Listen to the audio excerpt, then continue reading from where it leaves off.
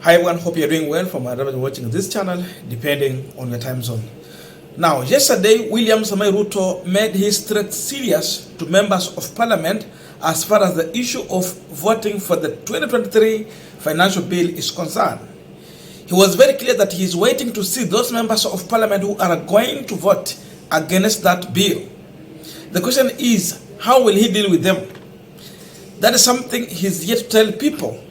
But his threat was so much serious. And beside William Ruto's statement, Rigathi Gachagua came in and he added an insult to the injury by suggesting that those members of parliament who are going to vote against that bill, their constituencies will not receive development, because then there will be no way they will be collecting revenue as far as what their target is. So you don't vote for it, don't anticipate for development from your area. That was Rigathi Gachagua. So after that, Okiya Omtata was on TV 47 and he has responded to William Samoei Ruto. He is very clear, and it's the same man who has taken William Ruto to the court as far as this financial bill is concerned. And this is what Okiya Omtata is telling one William Samoei Ruto. MPs are independent and they should be able to vote by their conscience. They were not elected by the president. They were elected by the taxpayers. Let them vote the way the taxpayers want them to vote. I ask them to disregard any threat, be it from the president or from the opposition. That's Okiya Omtata. And this is what he's adding. Now, to respond to the issue of development versus voting for this bill, we will not bow down to threat, since Kenya is a democratic nation, and if we will not get development after opposing the bill, then we will tell them, we will tell the electorate not to pay taxes. And Okiya Omtata's worry after William Ruto's threat is that there will be no debate that will be happening in the National Assembly. It will be a name calling and shouting. The fate of the bill will be decided outside the parliament. You can see Ruto, who is not a parliamentarian, controlling the process.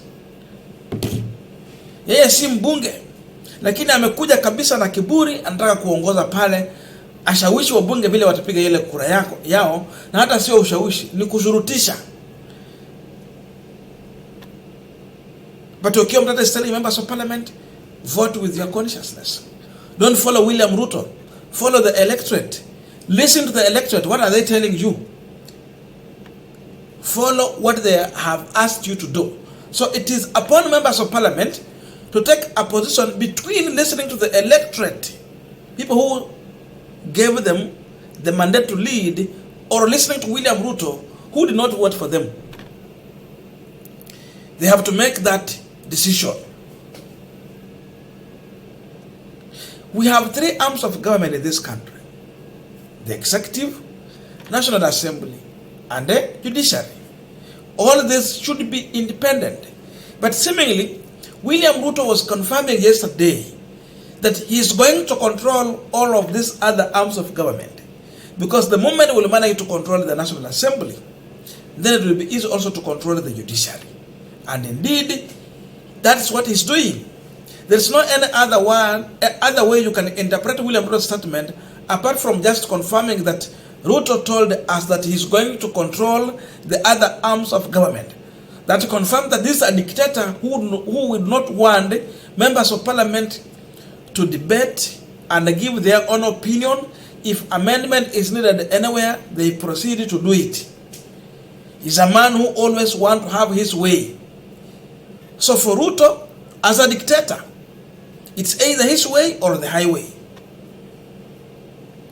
Kama sio njia yake, basi mambo iharibike. Hivyo tu. It means he's not ready to listen to anyone but his way. So Okiya Omtata is still speaking to the people. He is still speaking to the electorate. He is still also speaking to the members of parliament. That listen here.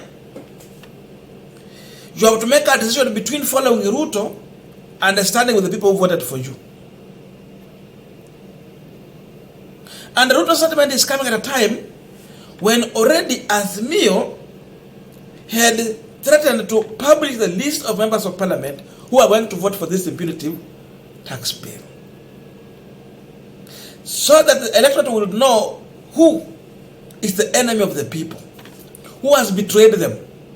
So Okiya Omtata is telling members of parliament, make a decision between betraying William Ruto or betraying the electorate. And the Gachagwa's position tells you the level and manner in which William Ruto and his government want to continue with the issue of this company and shareholders. Before we continue, just a quick request for those who are watching and you have not subscribed, please consider subscribing to the channel. Thank you so much. And again, to all our viewers, please give this video a thumbs up. Thank you so much, and back to this discussion. Now, we are talking about the issue of shareholders, the company here. If Ruto is not very careful, Gachagua is that man who will pull down this company before Nuru Okanga, before Gaucho, and the team Azimio will pull it down. Gachagua is doing it with all his hand. There was the issue of shareholders, company. Yesterday he talked about getting development in your constituency if you are going to vote for the bill, or not realizing development in your constituency if you are not pro this financial bill. One question that Okiya Omtata is bringing out in this discussion is that while this bill is going to pass, who is going to finance it? It is still remain to be the Kenyan people. That means the taxes that Ruto is going to collect is not going to come only from areas where members of parliament have voted for this bill. It is going to cut across. Anyone in this country is going to pay for this bill, because this bill is meant to increase taxes in terms of basic commodities. Ukienda kwa duka pale kununua mkate, kuna ushuru unakatwa pale. Ukienda kwa duka pale kununua tu sukari, kuna ushuru unalipa pale. Ukienda kwa petrol station kununua mafuta, kuna ushuru unalipa pale. Wewe ni mfanyakazi wa umma na unalipia mambo ya affordable housing, kuna ushuru unalipa pale. It means everyone is going to pay for it. The question is, if I'm paying these taxes in terms of buying goods or directly when you are cutting me, pay as you earn, then why should my area not receive development? Why? Members of parliament should be free to vote and express their views on this bill, whether it's going to pass or fail. They have to express their views. But above all, development should be reflected in terms of my taxes that I'm paying. So, if there will be no reflection in terms of development to my taxes, then Gachagwa's statement means that what Okiya Omtata is saying should happen. In my constituency, the way Raila Odinga said in the beginning, some time back, no development, no taxes.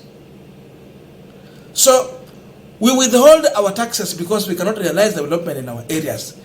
It means that because wewe umesema ya kwamba unataleta maendeleo kwa sababu tutoe hiyo bili yako ilipingwa, basi ile ushuru tunatoa inaenda kufanya maendeleo in other areas where those members of parliament voted for the bill.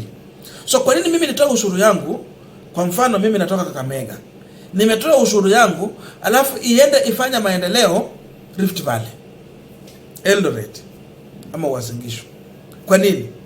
Ushuru ya Kakamega ifanya maendeleo ya Kakamega, ushuru ya Eldoret ifanya maendeleo ya huko, ya Kisumu hivyo hivyo, yenye inatoka kule Mount Kenya ifanya huko maendeleo.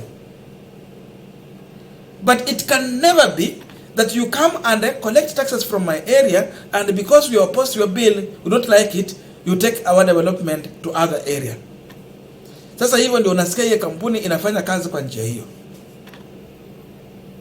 That's something that Okiya Omtata is saying, no, we will not allow this. And if this is the direction we are heading to, hiyo ndio inaingiza sasa ile debate ya kwanza kusema ya kwamba secession should happen. Because seemingly we have been isolated from this government. And since we have been isolated, besides that, they are also coming to use force to take our money in terms of taxes. Sasa wewe umekuja umecollect ushuru kwangu, ulete maendeleo, umenitenga. Alafu, should I continue keeping quiet and watching at you just smiling? It should never happen. That is what brings in the debate of secession, withholding taxes. And that's why Okiya Omtata has the confidence to face Ruto and tell him the truth. So members of parliament should vote with their consciousness, should never bow down to William Ruto's pressure and intimidation and threats. Because now, we are going to tell the electorate now to start voting these members of parliament. Kama umepiga kura ukasupport hii, next time we are coming, we will watch you and you will be on ballot. Na wale walisimama na wewe kura waanze kuangalia vile unafanya huko. You stand with Ruto, tukuangusha huko chini. You stand with the wananchi, we stand with you. So it's also high time, members of parliament, to make that very informed decision on this bill. I don't know your views, but let us submit it in the comment section for coordination of this conversation. Thank you and see you in our next video.